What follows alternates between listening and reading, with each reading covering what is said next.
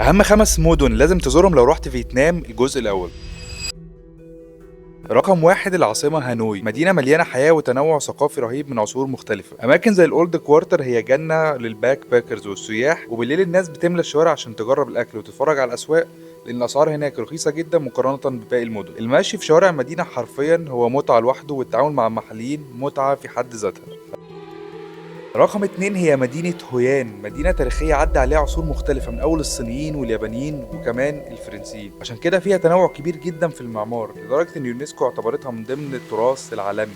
فيها أشهر خياطين للبدل وللحرير هناك، عشان كده اعمل حسابك إنك تشتري بدلة أو فستان من هناك لأن أسعارهم رخيصة. غير إن في مهرجان بيتعمل كل يوم 14 من كل شهر. المدينة كان بتطل على المحيط وبتتمتع بأجمل الشواطئ زي شاطئ كواي داي. ثالث مدينة هي سابا، واحدة من أجمل مدن العالم ومشهورة بزراعة الرز، عشان كده فيها مناظر طبيعية وخضار صعب تلاقيه في أي مدينة تانية في العالم. جرب هناك التريكنج أو الهايكنج مع اللوكالز في وسط حقول الرز عشان تعرف وتشوف نوع حياة مختلف تماما للناس عايشة وسط الطبيعة. بيبيعوا مشغولات يدوية بسيطة وبيعيشوا اليوم بيوم. الأسعار هناك رخيصة للإقامة كمان، وممكن تبات في هوم ستيز أو منازل للمحليين في وسط الطبيعة ب$2 بس في اليوم. المدينة رقم 4 قطبة، تعتبر جنة فيتنام، موجودة في الشمال وبيعتبروها جنة على الأرض.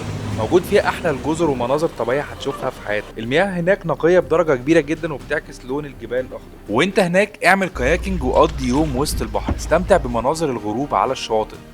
المدينة موجودة في هالونج باي، تشبه لحد كبير مايا باي اللي موجود في تايلاند، بس أقل زحمة وأرخص بكتير. وانت هناك زور قرى الصيد في وسط البحر واتفرج على الصيادين المحليين عايشين ازاي هناك على تربية انواع معينة من السمك، بيربوها لسنين وبيبيعوها بآلاف الدولارات. على بعد 91 كيلو متر من العاصمة هانوي واحدة من أحلى مدن فيتنام، نيم بين، مشهورة بنهر اسمه نجو دونج اللي بياخدك في رحلة بين الجبال وكهوف ومناظر طبيعية فوق الخيال.